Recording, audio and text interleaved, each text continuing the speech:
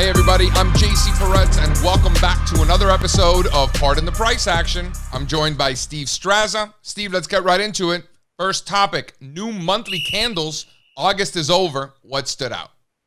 So this is why we look forward to our monthly candlesticks every month so much, right? Because when you zoom out, you really get a better picture of the structural trends at play. Last week, we were talking about weakness out of China and what it might mean if China were to reverse and move higher. When you look at that chart zoomed out over 2 decades, it looks pretty good. It's building a base right now. It could be ready to go. And that's going to have major implications on the broader market, diversified global indexes, and emerging markets ex-China. New all-time closing highs, not bearish. No doubt about it. And not just in China and in emerging markets, but Asia in general. Seeing just when you zoom out that strength in Japan. And of all of the monthly candles, Strazza, mid-caps are what stood out to me. You've been pounding the table about it. We've been consolidating for several months, for most of the year. An upside resolution here. This looks like a bull flag. I think that's bullish. It looks like it's ready to go to me. Oh, yeah. All right. So on that topic, I know we saw a lot of all-time highs during our candlestick review, our monthly review just yesterday. Let's talk about some of them. What stood out to you? Well, I've got my monthly candlestick charts that I looked through, and this one just kind of popped up. This is an oldie but goodie. New all-time highs across the board: consumer discretionaries, technology, healthcare, communications, consumer staples, financials, which is here. So many industry groups. If there's one common denominator out there in the market, it's wow, so many all-time monthly closing highs. We just talked about it on the mid-cap level. Large caps are obviously making new all-time highs. The NASDAQ are making new all-time highs. Very, very impressive. And we all know the importance of semiconductors. I'm pretty sure that they went out at new all-time highs as well. Yep, new all-time highs for semiconductors. Yep. Not bearish. Not bearish at all. All right, growth stocks, Strazza, big bounce in large cap growth on a relative basis. Is this here to stay? If you're looking at the chart, zoomed out, going back to the dot-com bubble, we blasted through it last year. We came right back, retested that level. This is a beautiful example of polarity playing out 20 years ago. The market's remembering this level, and we ripped right off of it. Seems like growth stocks are still in the driver's seat. And even when you go down the cap scale and you look at small caps and mid caps, you're not seeing as much strength there. You're seeing more strength there out of cyclicals and things of that nature, no? You're not, but at the same time, let's think about what happened, right? We saw mid caps make new all-time highs, which we just talked about. And if you drill down further to small caps, which have been weaker, small cap growth, small cap tech, new all-time highs. So the leaders are leading. And yes, I know that the ratio doesn't look as good for the small caps and the mid caps, but it's growth and it's tech that's breaking out first in the small cap complex. Yeah, listen, give me price and ask questions later. Fair. Next. So what's going on with transports, especially the large cap transports? They're moving lower. Meanwhile, small and mid cap transports are moving higher. I think mid cap transports just made a new all-time high. Isn't that interesting? It's the exact opposite that we're seeing everywhere else. Everywhere else, it's the large caps that are outperforming and the smalls and mids are the ones struggling, except in transportation. In the case of transportation, it's the large caps that have been struggling and the small caps and the mid caps are pressing up against all-time highs. So, man, I think the fact that it's the exact opposite that we're seeing everywhere else is the most interesting part. So is there a catch-up trade there? Do large cap transports catch higher? Because that would have some major implications on markets, no? Or why don't we just focus in on where the strength is within transportation, which is not in the large cap? So instead of looking at FedEx and the airlines and UPS and some of these underperformers, why don't we look at some of the other areas like marine, right? Shipping. Yeah, the marine shipping companies look great right now. They've been the leaders. Like you said, airlines, logistics have been the laggards. And those are smaller companies. Right. They are smaller companies, right? So just by nature, I don't think there's many large cap marine transportation companies. Right. And it makes a lot of sense seeing as the Baltic Dry Index is at 10-year highs. Boom, I saw you dropping in the Baltic Dry Index there on the part in the price action. All right, Strazza, next topic.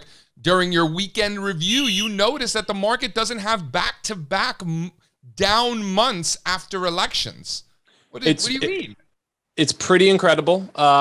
When you look at it for the election months, I mean, I think we went so the past 3 election cycles, starting in November 2012 when Obama was elected, we had 20 out of 25 up months before we had 2, back-to-back down months. Then I think in November of 16 after Trump, we had like 14 out of 15. And right now we're looking at like 9 out of 10.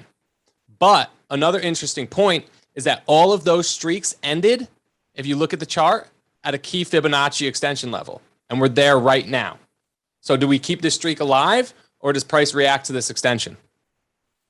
Listen, if anything has ever taught me to respect these Fibonacci levels is going chart by chart by chart, and historically they do. And this one, as you could tell, definitely respects those Fibonacci extension levels. Maybe this is that rotation where the small caps and the mids take over and large caps start to underperform for a while. Yeah. We're thinking about, all right. It's a great point. And when we did our seasonality study, that chart's very interesting too. There tends to be a very strong election year. It kicks off in November during the actual election, but then when the new president comes in January, that year is typically pretty strong, as you can see in the analog chart. All right. Now we're at first thought. So this is a game that we like to play where we say the first word that comes to mind, right? Today's word is September. First word that comes to mind when I hear September, I mean, this September, I think resolution. Historically, I think football season, but football season's already here. I'm looking forward to after Labor Day weekend. I'm looking for resolutions out of a lot of these consolidations, and they're starting to perk up. So my suspicion is a lot of these resolutions are going to be higher, particularly from risk assets. In the direction of the underlying trend, and all the puzzle pieces seem to be coming together lately. So definitely. All right, sounds like somebody's bullish. All right, and my word is Earth, Wind, and Fire, by the way. What is it? Earth, Wind, and Fire. You never heard that song? I've been listening to some good music lately. Earth, Wind, and Fire is the name of a band. It's not a song. Yeah, and they sing a song named September. You should check it out. Ah, I see what you did there. Touche, Strazza. All right. So 2-minute drill. We're going to talk about the 2 to 100 club. This is our scan where we're looking for the next $100 billion companies, but it's not that simple. So why don't you walk us through exactly what's in the scan? So we look at everything between a market cap of 2 billion and 30 billion, because that to us, those are mid caps, right? That's that sweet spot. We had Rapid7, which is a cybersecurity stock in there this week, which I really like. It's in that mid cap space. I think it's about like $7 billion market cap. It's in the cybersecurity industry. So 2 tailwinds at its back, in my opinion. Love that. New all-time highs relative to cybersecurity, which is no small feat. New all-time highs on a relative basis versus the broader market. New all-time highs on an absolute basis. Our risk is well-defined. Another one that stood out is Yandex. Yandex, a lot of people might not know about. It's an ADR. It's basically like the Amazon of Russia, plus like the Facebook, from what I understand from Grant, and the Uber Eats and like everything else. So I think they're one of the largest companies in Russia, and the chart is set up beautifully right now. Got to be long.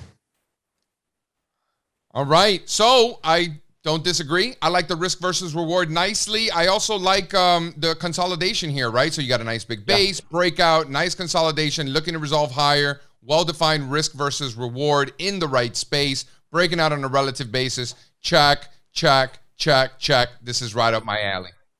You know what that chart reminds me of Apple. Went sideways for 12 months, now it's breaking higher. We have a nice bull call spread in Apple that's working out pretty well for us. So, yes, it is. All right. So, final word. I'll go first this time. I just want to recommend everybody Cointracker. Cointracker, I think, saved my life. I was very frustrated because you got all these different wallets for your crypto accounts. You can only buy certain coins on Gemini or Binance, and, it could get very confusing. Cointracker, by the way, is not paying me for this. They should be paying me for this, but they're not. But it's a great platform, really cheap. It's like the QuickBooks for your crypto wallets, and it certainly saved me headaches. Oh, you know I love QuickBooks. So I'll just keep it on that topic. You've been harping on me for months now to get Cointracker, and I finally know that I need it. I think I have about 6 crypto brokers now, which if you trade crypto and you're looking to get into altcoins, you'll understand why I do. But one thing that really stuck out to me, I was trying to fund my Binance account. I was trying to fund my Gemini account, and all of the custodian and all the banks that do custodial work and banking for these crypto platforms are Silvergate Bank and Signature Bank. And I guess there's a very good reason why those charts look very different than other bank stocks. It's true. It's funny because you were actually, I would never take the time to go and see which banks are handling this. And the fact that you did is so Strazza. You're like, when did my name, right? This is a very Strazza thing to do, is to take note of which banks. But kudos to you. And by the way, we did have those bank stocks in our universe. They are in our crypto universe as stocks that are correlated with those things. So the fact that you're seeing that is pretty funny, right? We've been long both of these stocks. Go check our trade ideas page since middle of last year. Just due to relative strength, we didn't know a lot of this then. We just know they were crypto banks, but those trades have worked out very nicely. Those are definitely leadership areas within financials. Isn't it fun when you see your trades out in the wild? It's so cool. That's why I had to share it with you guys. I was psyched. All right, everybody. Strazza, thanks for joining us. This is another episode of Pardon the Price Action. Adios. Peace.